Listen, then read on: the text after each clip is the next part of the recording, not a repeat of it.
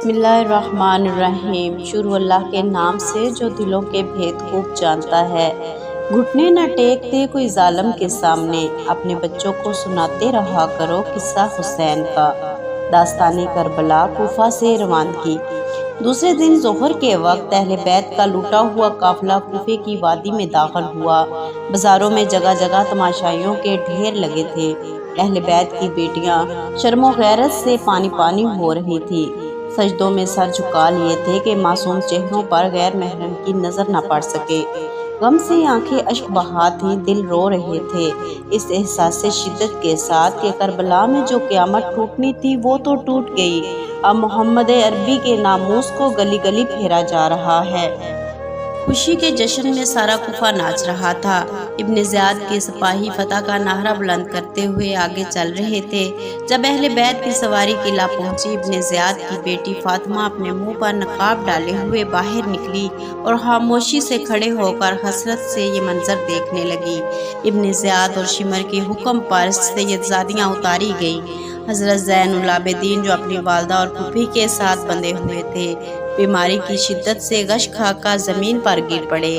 زمین سے سر ٹکرایا اور خون کے فوارے پھوٹ پڑے۔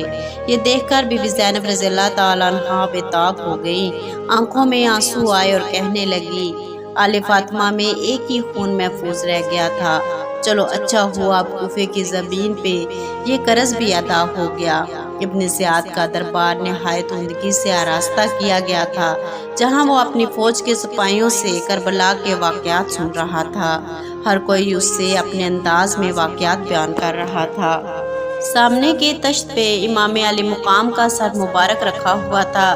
ابن زیاد کے ہاتھ میں ایک چھڑی تھی جس سے وہ بار بار حضرت امام حسین رضی اللہ تعالیٰ عنہ کے ماتھے کے ساتھ گستاخی کرتا تھا اور کہتا تھا کہ اسی منہ سے خلافت کا دعویٰ کرتا تھا، دیکھ قدرت کا فیصلہ، ہمارا سر بلند ہوا اور اس کو ذلت نصیب ہوئی۔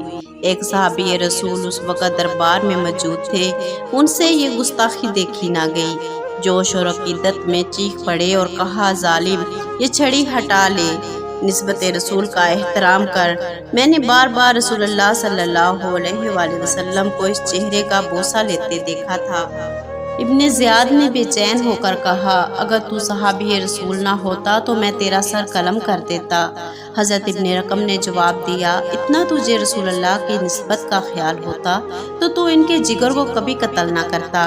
تجھے ذرا غیرت نہ آئی کہ جس رسول کا تو کلمہ پڑھتا ہے انہی کی اولاد کو قتل کروا دیا، ان کی نیک اور پاک بیٹیوں کو قیدی بنا کر گلی گلی پھیر رہا ہے۔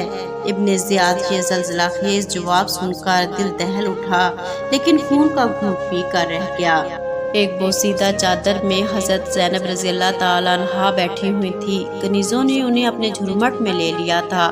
ابن زیاد کی نظر ان پر پڑی تو پوچھا، یہ عورت کون ہے؟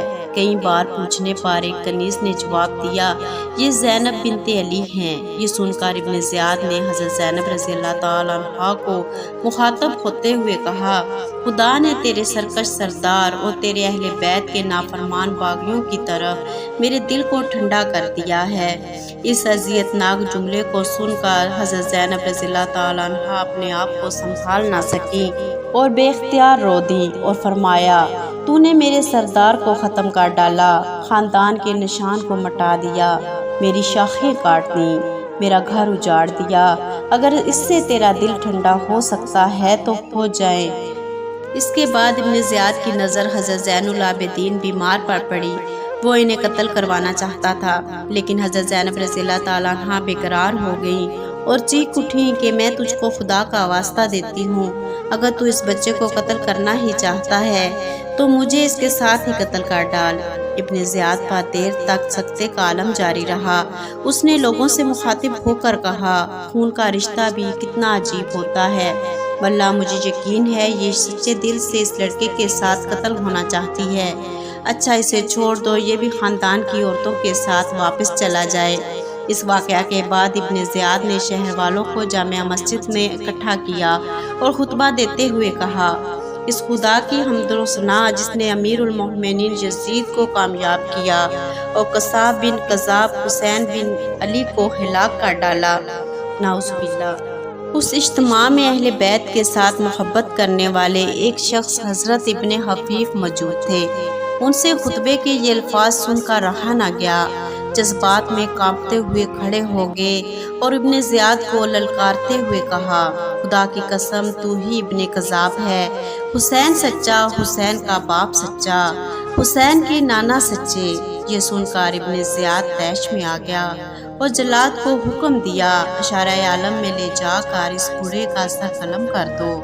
حضرت ابن حفیف شوق شہادت میں مچلتے ہوئے اٹھے اور مسکراتے ہوئے چمکتی ہوئی تلوار کا خیر مقدم کیا۔ خون بہا، لاش تڑپی اور پھر ٹھنڈی ہو گئی۔ کوثر کے ساحل پر جانثاروں کی تعداد میں ایک اور کا اضافہ ہو گیا۔ دوسرے دن ابن زیاد کا کارواں ابن سعد کی نگرانی میں دمشق روانہ ہو گیا۔ حضرت امام حسین رضی اللہ تعالیٰ عنہ کا سر مبارک نیزے پر آگے آگے چل رہا تھا، پیچھے اہل بیت کے اونٹ تھے۔ ایسے محسوس ہوتا تھا امام علی مقام اب بھی اپنے قافلے کی نگرانی فرما رہے ہیں۔ سفر کے دوران سر مبارک سے عجیب عجیب کرامات کا ظہور ہوا۔ کبھی سر مبارک کے گرد و نواح میں نور کی کرنیں محسوس ہوتی تھیں۔ جس آبادی سے یہ قافلہ گزرتا تھا کوہرام برپا ہو جاتا تھا۔ دمشق کا شہر نظر آتے ہی یزیدی فوج کے سردار فتح کے نام پر خوشی سے ناچنے لگتے۔ سب سے پہلے زہر بن قیس نے یزید کو فتح کی خبر سنائی۔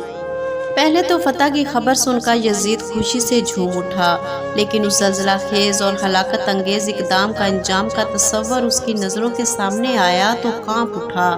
بار بار چھاتی پیٹتا تھا کہ ہائے، اس واقعہ نے ہمیشہ کے لیے مجھے اسلام میں رسوا کر دیا۔ مسلمانوں کے دلوں میں میرے لیے دشمنی اور نفرت کی آگ ہمیشہ سلگتی رہے گی۔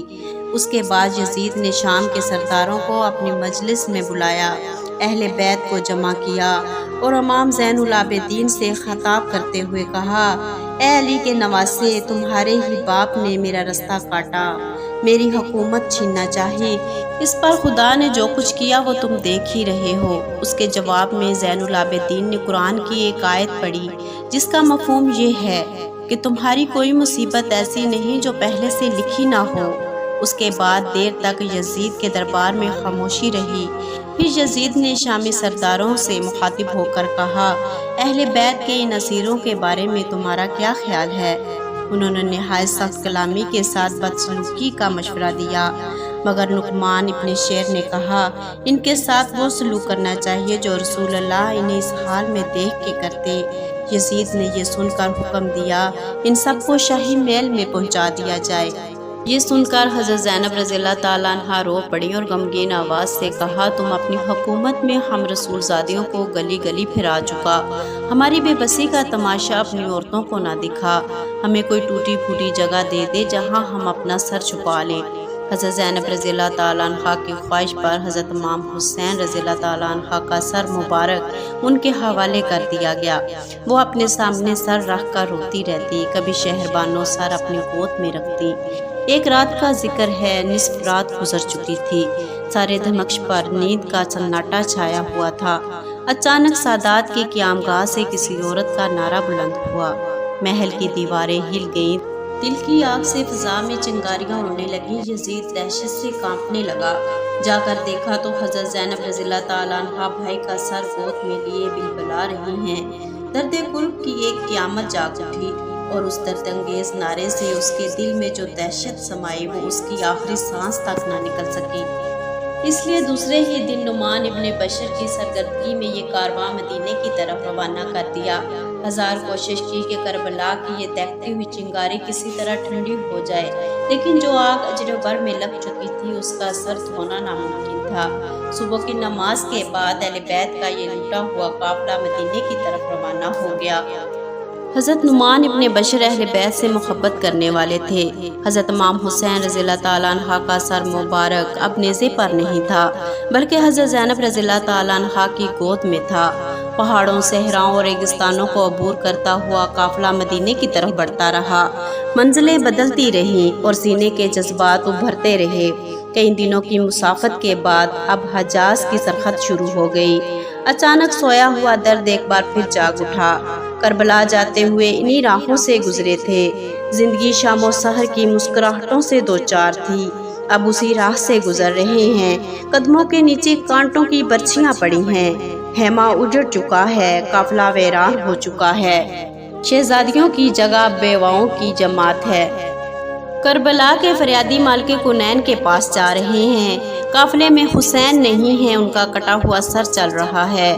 بغیر دھر کے حسین کیسے اپنے نانا کی تربت میں حاضر کیے جائیں گے؟ حضرت زینب رضی اللہ تعالیٰ عنہا، حضرت شہربانو رضی اللہ تعالیٰ عنہا اور حضرت زین العابدین ابھرتے ہوئے جذبات کی تاب نہ لا سکے۔ ایک سوار نے مدینے میں یہ خبر پھیلا دی کہ کربلا کا لوٹا ہوا قافلہ آ رہا ہے اور شہزادہ حسین کا کٹا ہوا سر بھی ہے۔ اس خبر سے مدینے میں کوہرام مچ گیا۔ قیامت سے پہلے قیامت آ گئی۔ حضرت امام حسین کا کٹا ہوا سر دیکھ کر لوگ بے قابو ہو گئے، دھاڑے مار مار کر رونے لگے۔ ہر گھر میں صفائے ماتم بچھ گئی۔